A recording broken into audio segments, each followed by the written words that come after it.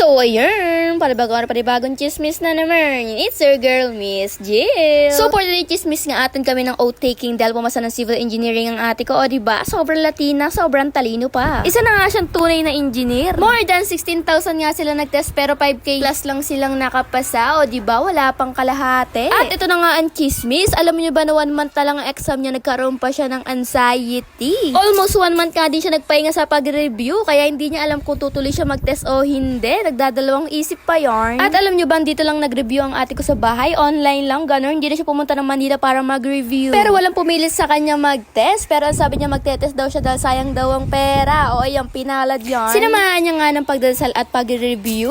Siyempre, anong gusto mo? Papasa ka nang hindi nagre-review. Puro dasal-dasal lang. Walang mangyayari sa'yo eh. Una pong Oreo milk, tsaka po Nutella latte po, hot po yung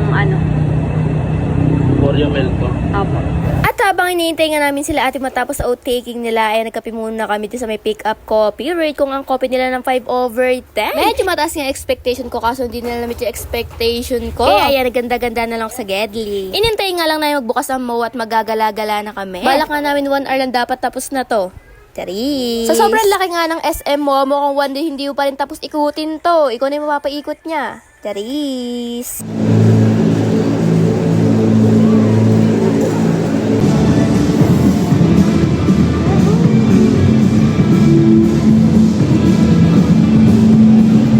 Dito nga tayo sa may Aristocrat Restaurant para kumain na naman. Nasa waiting area pa nga kami at pinapapili lang kami ng mga orderin namin. Kaya namili na kami.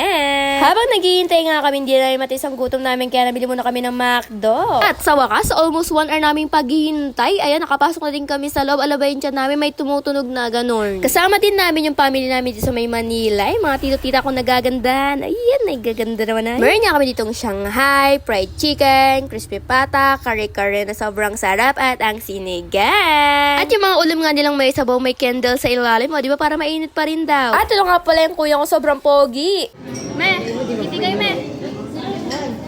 Walang bago, kaya naman it's lafangan time. I-rate ko nga ang kare-kare nila na 1,000/10 kasi sobrang sarap, tamang-tama lang yung timpla niya. At ang sinigang i-rate ko naman na 100/10 kasi sobrang sarap ng kanyang baboy, ang lambot at ang sabaw niya ang lapot. At yung Shanghai crispy pata at fried chicken naman i-rate ko naman to ng 10/10 kasi tipong sila yung ibabalat ko tuwing may handaan. Huy, sa atin lang yun.